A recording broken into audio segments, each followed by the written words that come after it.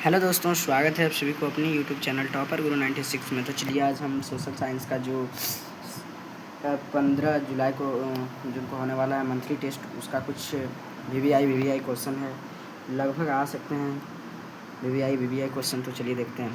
तो सबसे पहला क्वेश्चन है कि सकल घरेलू उत्पाद से क्या तत्व है।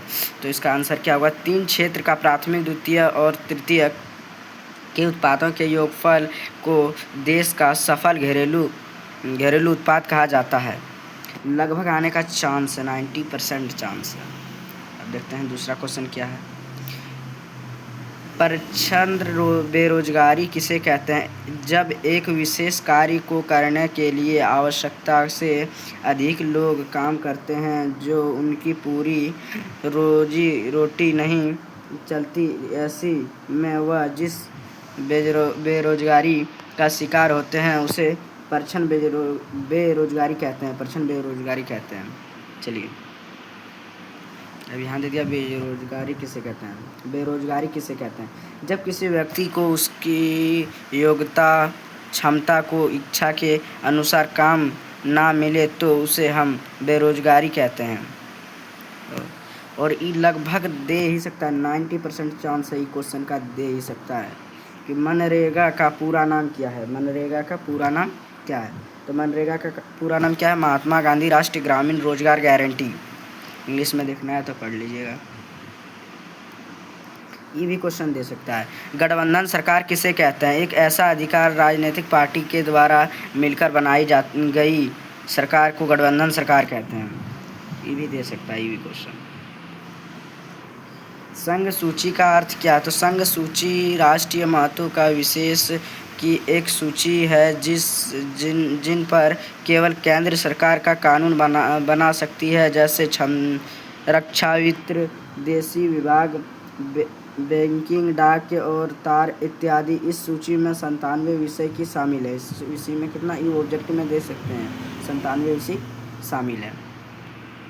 राज्य सूची क्या है? ये भी दे सकते हैं। ठीक, राज्य सूची क्या है? राज्य सूची प्रायितीय महत्व के विषयों के एक सूची है जिस पर केवल राज्य सरकार कानून बना सकते हैं, जैसे पुलिस, कृषि, सिंचाई, व्यापारी, वाणिज्य इत्यादि। इस सूची में कुल 52 विषय हैं।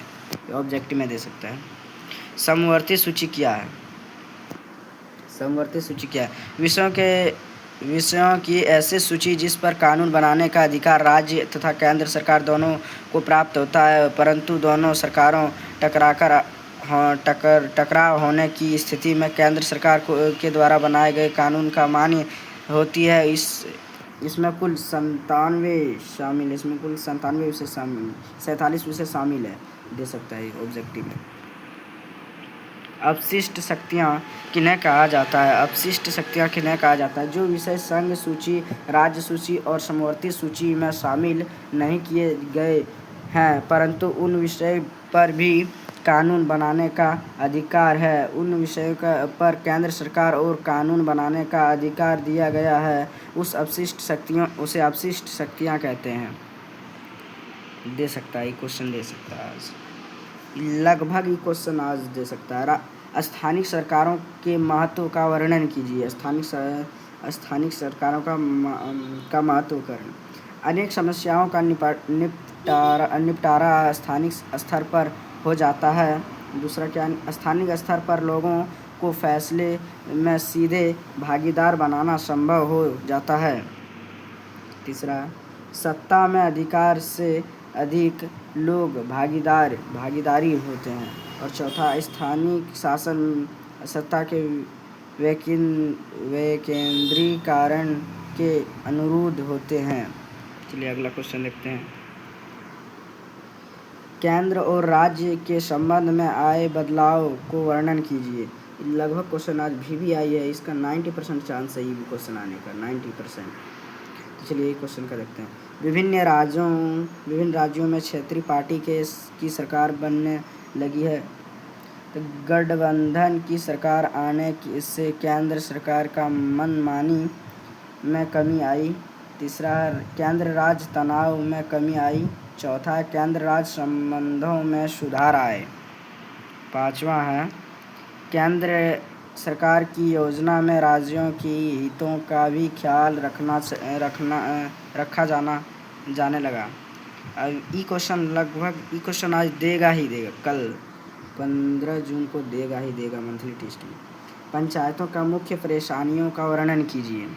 तो चलिए इसका क्या, ग्रामीण जनता की जागरूकता को अभाव, योजनाओं को कार्य रूप से देने के लिए धन का अभाव, अधिकारियों की मनमानी, जन सहभागिता में कमी, केंद्र और राज्य सरकारों द्वारा समय के वितरण सहायता उपलब्ध नहीं कराना, चुनाव स्वतंत्र को निष्पक्ष रूप से कराने में कठिनाई।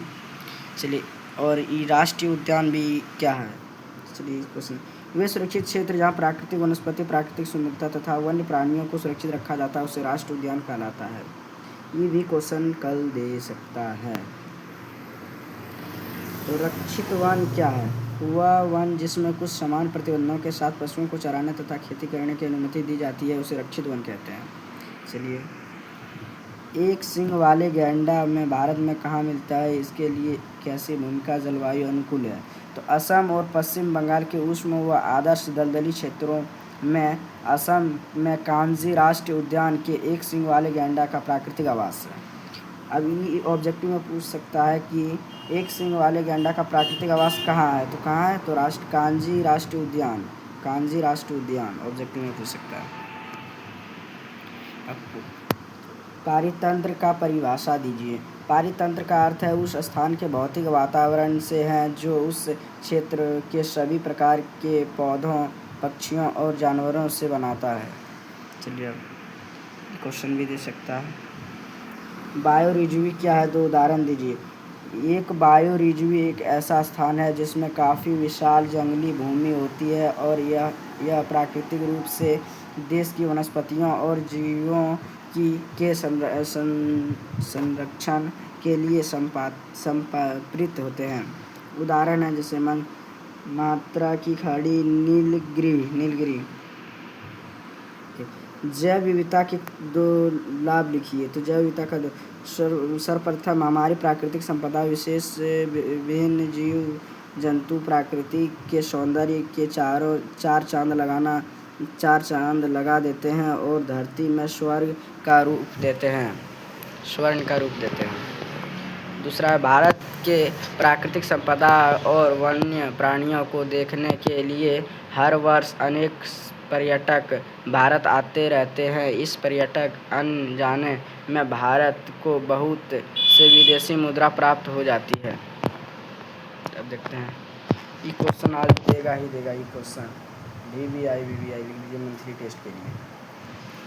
तो इस क्या दिया क्वेश्चन, रॉलेट एक्ट क्या है? रॉलेट एक्ट ब्रिटेन सरकार द्वारा 1919 में पारित किया गया एक काला कानून है। इस कानून के जरिए राजनीतिक गतिविधियों को कुचलने और राजनीतिक कैदियों को 2 साल बिना मुकदमा चलाए जेल में बंद रखने का अधिकार मिला था। अब इसमें दे दिया है, ये भी क्वेश्चन भी आई है।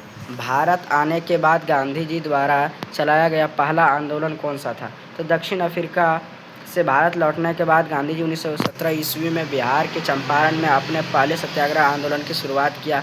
गांधी जी ने यहाँ के दमनकारी बगान व्यवस्था के खिलाफ किसानों को संघर्ष के लिए प्रेरित किया।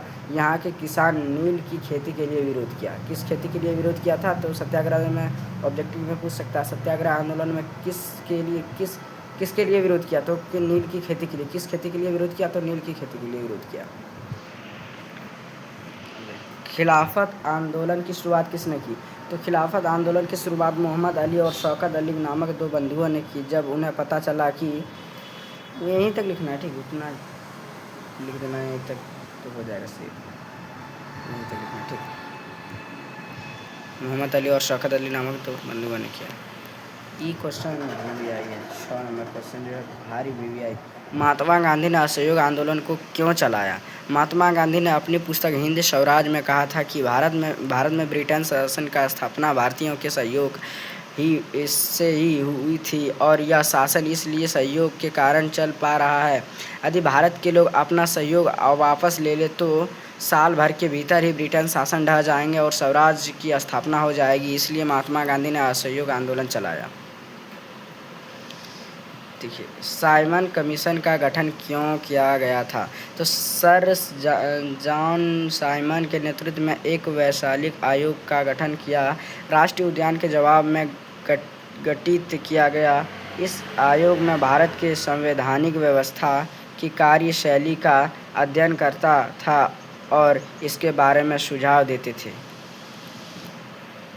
असहयोग आंदोलन के दौरान विदेशी वस्तुओं को बहिष्कार से विदेशी वस्तुओं को क्यों प्रभाव पड़ा? तो असहयोग आंदोलन के दौरान विदेशी वस्तुओं को बहिष्कार किया गया और विदेशी कपड़ों की